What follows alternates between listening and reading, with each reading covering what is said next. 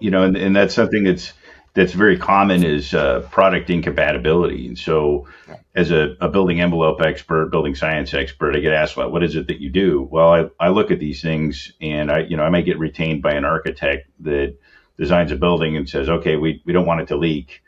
This is what we want it to look like. Here's generally the materials that we want to use. And sometimes we look through the materials and say, okay, well, in that case, you had a rubberized asphalt that got put in contact with a polyurethane sealant. Well, those things, there's plasticizers in the polyurethane sealant that will liquefy rubberized asphalt. And, it might be metal. So you might say something that what we see oftentimes is pressure treated components, right? So the structural engineer will say, hey, I want a pressure treated post. And then the architect says, okay, you need to attach these materials to the pressure treated post, but doesn't specify a certain kind of hanger or a fastener.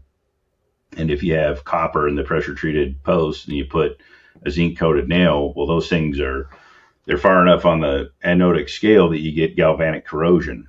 And so that's a product incompatibility that we try to look for in the envelope world, and we catch it a lot in failures when we say, oh, okay, well, they specified the right materials, but somebody didn't order the right fasteners or the right sticky stuff, and it's not working together.